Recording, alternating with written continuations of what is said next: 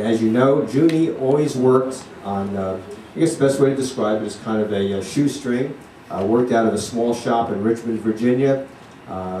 Truly the spirit of the sport, what stock car racing on a local level is all about. And Junie constantly supported NASCAR racing on its highest level, working out of that little race shop in Richmond, Virginia. Always there.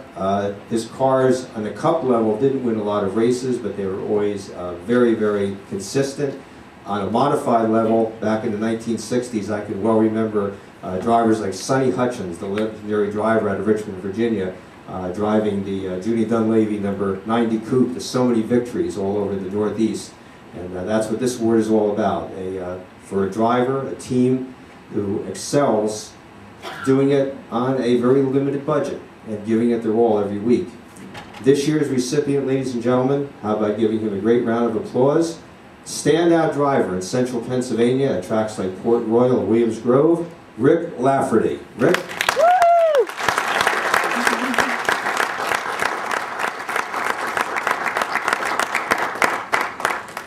Rick, congratulations. Thanks for being here with us.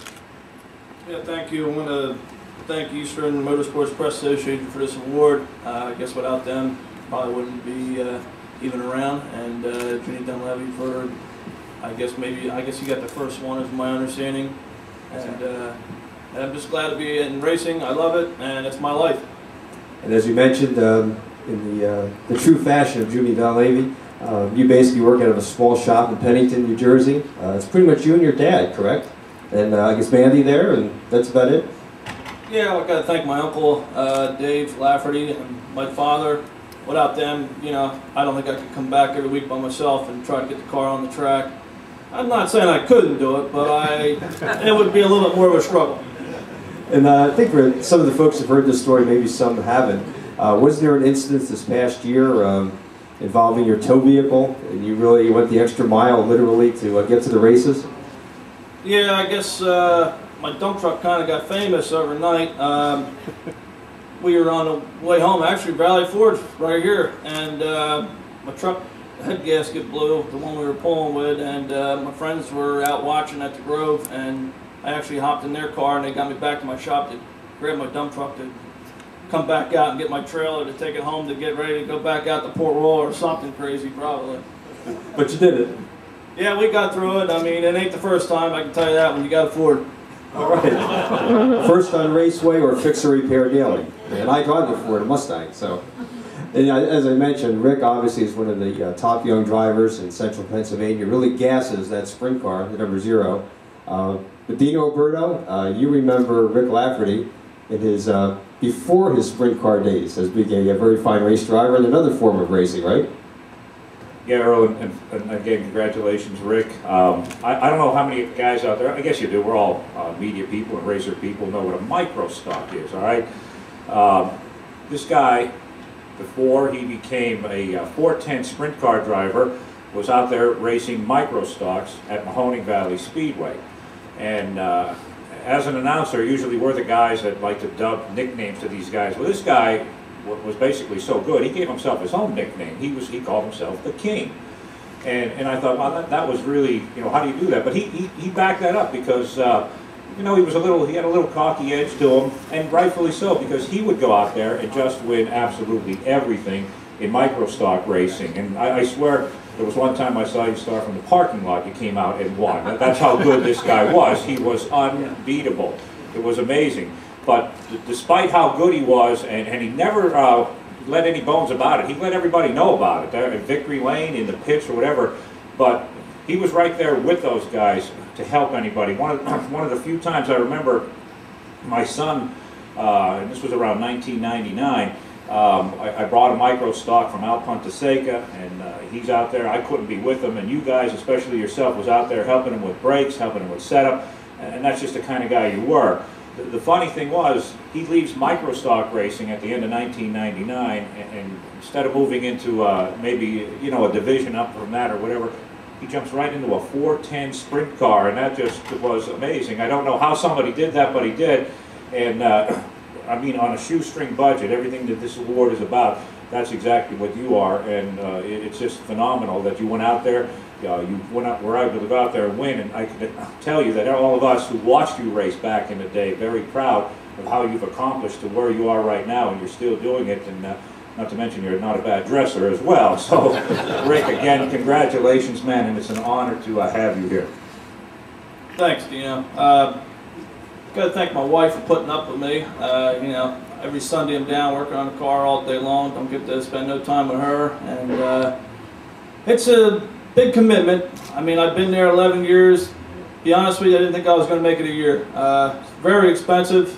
I got a few sponsors: Hank's Performance, Clunson Lumber Company, P&J Electric, and these guys really, you know, they don't pay for everything, but it helps me out. It gets me going. You know, if I need something really bad, I can go to them and ask them to help me out, whatever this and that. And without my dad and uncle, like I said before, I don't think I could get back every week. And it's just a group effort, and people out in PA are very nice. The tracks work with you.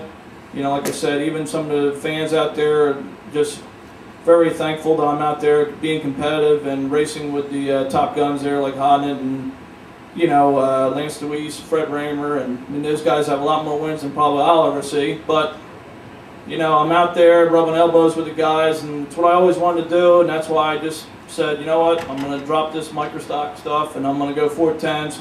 I don't need to mess around anywhere else and blow a lot of money with where I don't want to be, and hoping to be there someday. And unlike the kid who was up here earlier, I didn't get a ride when I was 18. I worked my butt off, saved a bunch of money up, and I said, I got 20 grand, what can I buy with that? And I went over there to Paul Moles, used to run URC. I think he might have been president there for a little bit. Bought his 410 stuff out.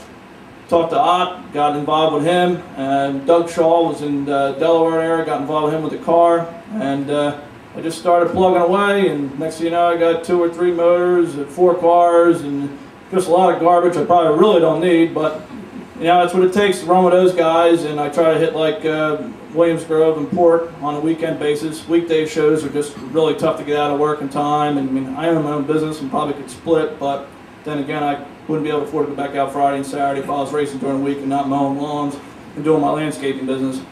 So I want to thank everybody here again, and I'm proud of this. I mean, it's probably one of the only awards that's probably given like this that I know of. And not everybody's going to have it. I mean, I don't think Fred Raymer or Lance Deweese has one of these. We're hiding it. You're well deserved of it. I will say this, you did think you were nuts when you left the microstock to go into a 410 sprint car. I mean, real quick, what in the world was that like to do that?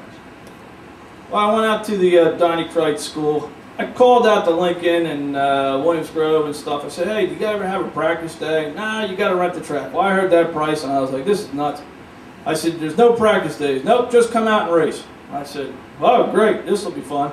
I'm going from maybe a 20 horsepower motor at 400 pounds to 800 horsepower to like whatever they rolled back then. Was, yeah, 1,200 pounds or 1,300 pound car, whatever it was back then. So I said, all right, I seen this Donnie Kreitz school thing. Pretty much he just rents a track, you pay him to come out and play. Went around that a couple weeks, felt okay. I said, you know what, I'm going to go out first Friday night here at the Grove, really gas it up, see what happens. Well, I thought I was going all out and seeing the pack pull away from me, not thinking, you know, boy, maybe I'm not that bad out here. Next thing you know, one of those Top Guns zipped by me, lapped, and it's like only 8 laps in the heat race. I'm like, I'm way off the pace. And when he went by, it shook me up. I'll tell you, I thought I was flying until I saw him go by, and you know, it gave me a lot of respect for the car, that's for sure. And yeah, of course, I tipped a couple over, maybe my first year, missed a few weeks here and there before I got it back together. But over and all, it's been a pretty good 11 years, and I'll tell you what, I'm looking forward to my 12th year in it. Congratulations again. Rick Lafferty, everybody.